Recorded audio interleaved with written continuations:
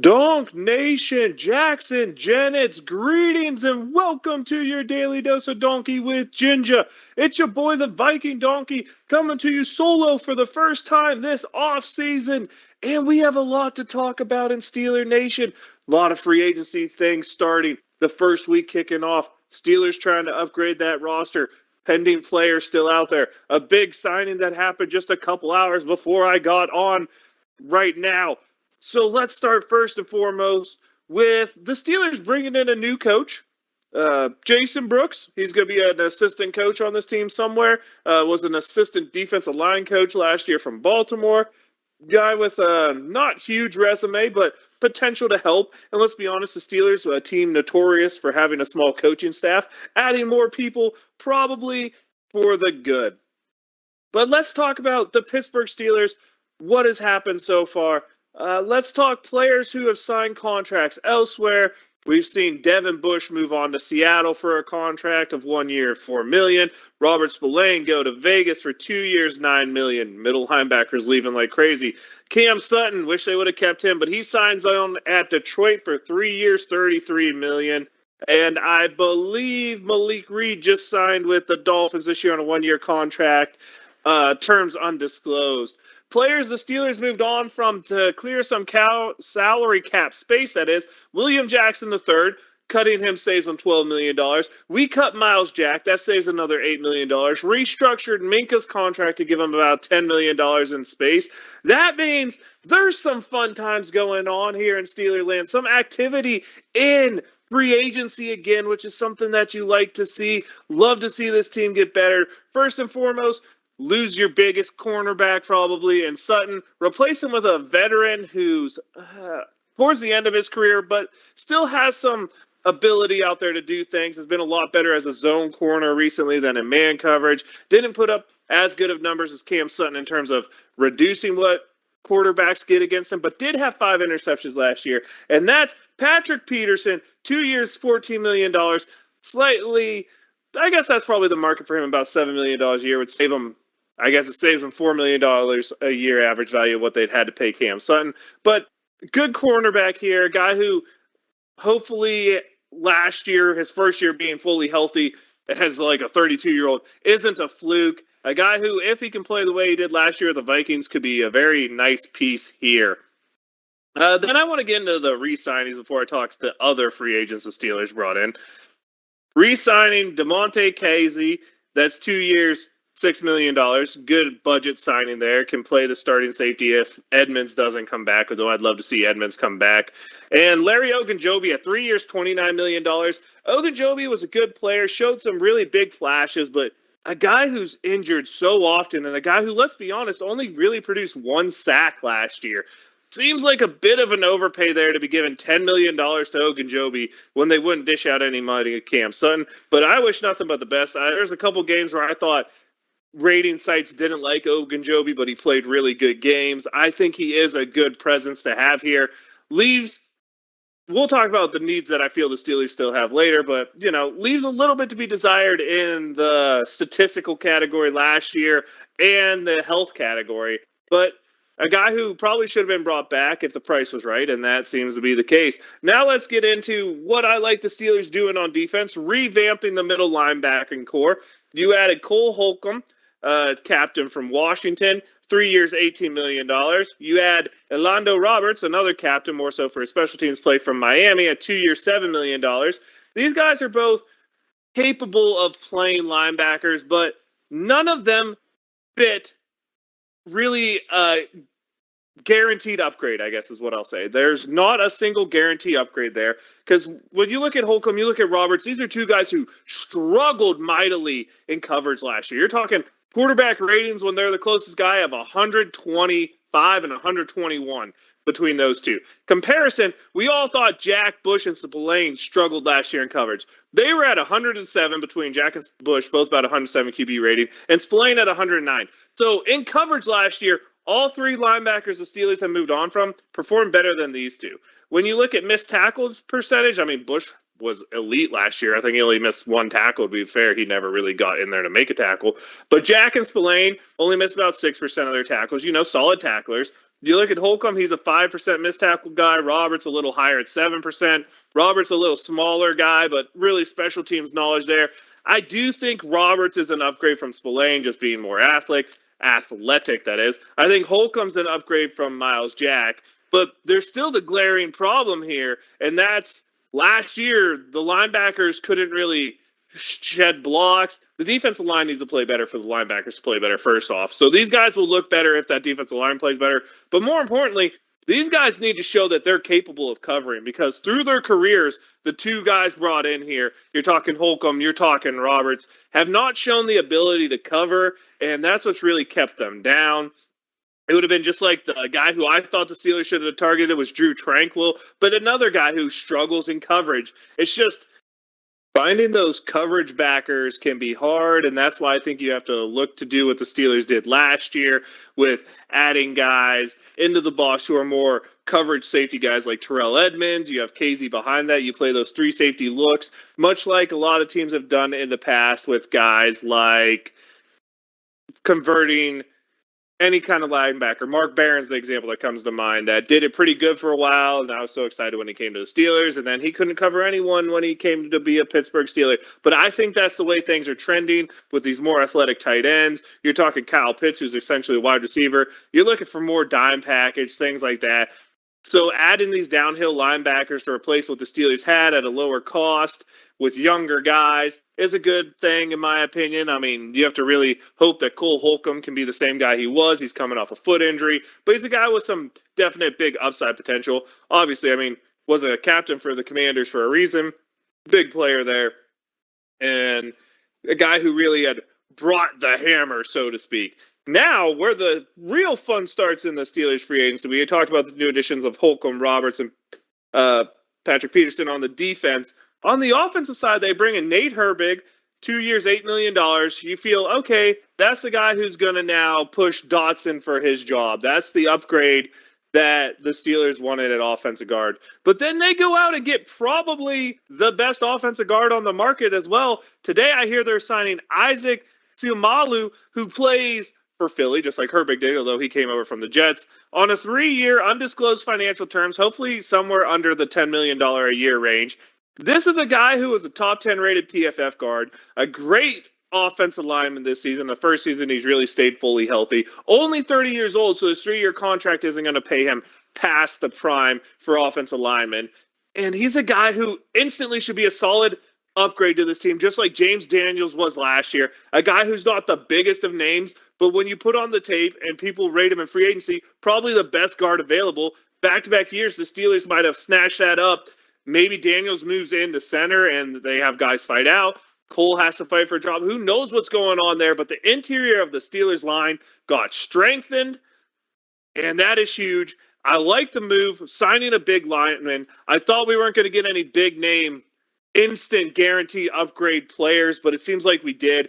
I know I heard we were in on Orlando Brown Jr., missed out on that, and after that I figured the Steelers were going to wait till the draft to do something. But seeing this signing today is huge because, as I said multiple times with Laskers, with Gingy, we have to build the lines up. These offensive lines, these defensive lines, they need to be tough. They need to be Super Bowl caliber, and it seems we're moving that way.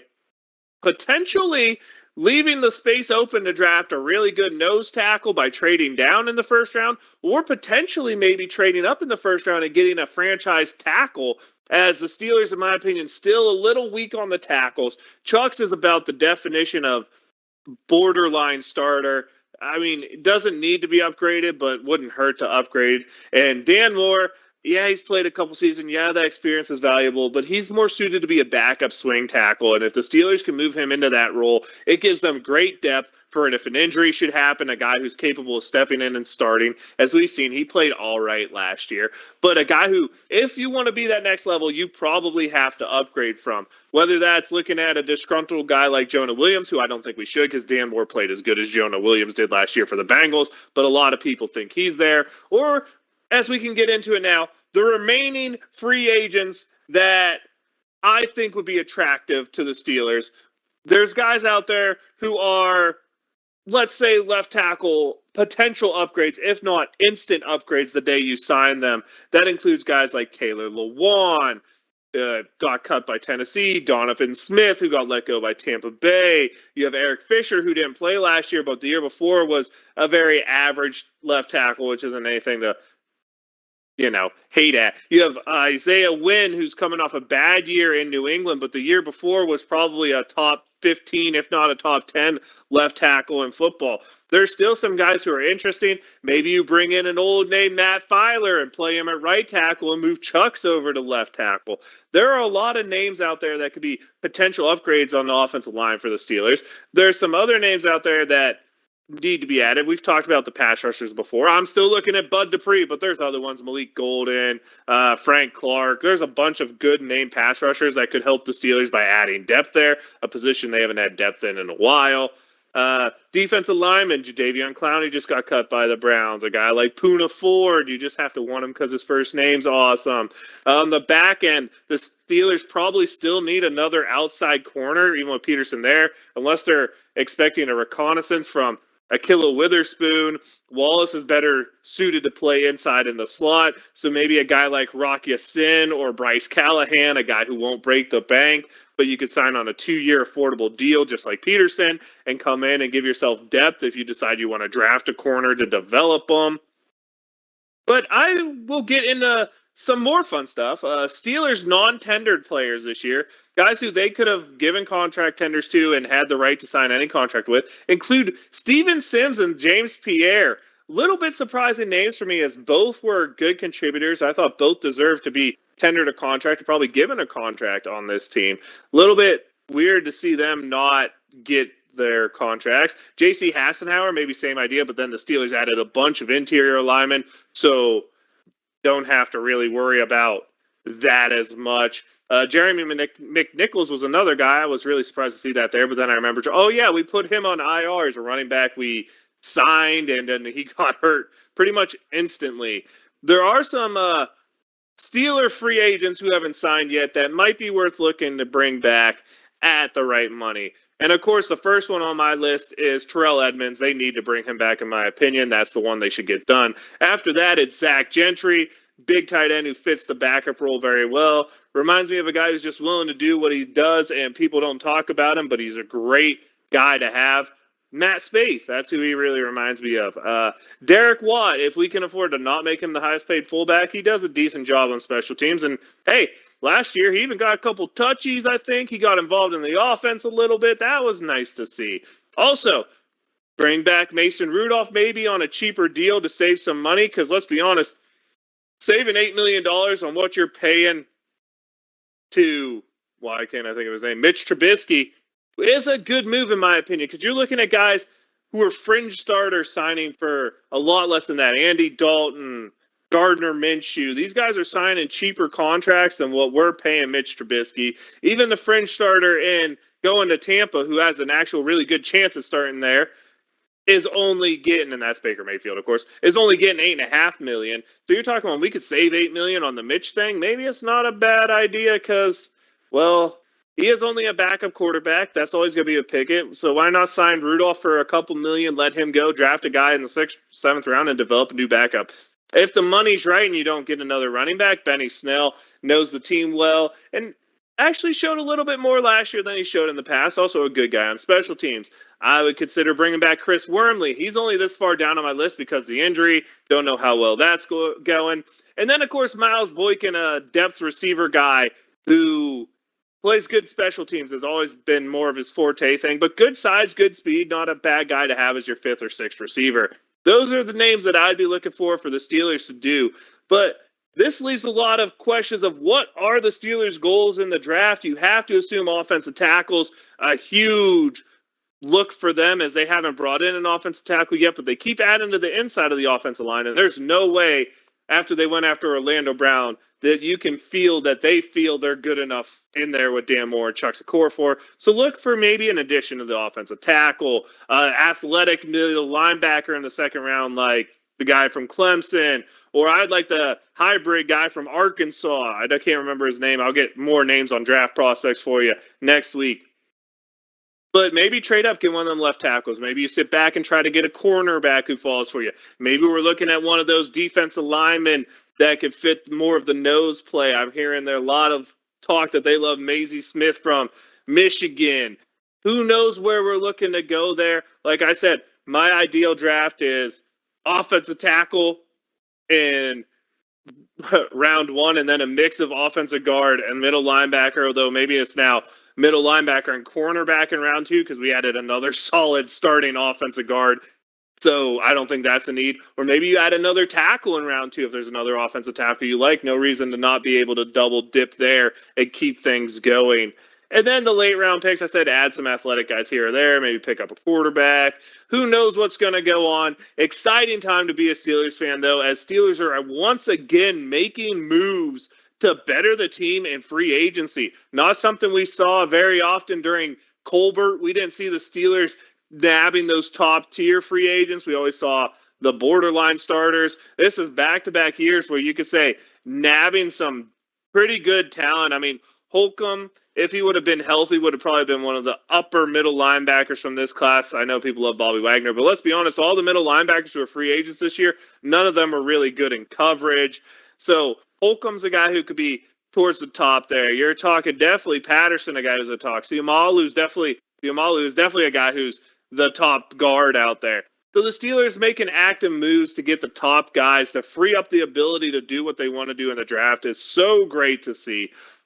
I don't really have much else to say. My shout out this week is going to be to the Pitt Panthers for winning 2 games so far in the NCAA tournament. Who knows what's going to happen on Sunday? I know I'm going to be cheering for them nonstop against Xavier, but having to play in a play-in game when they were better than a lot of teams that didn't get into the play-in game, let's be honest.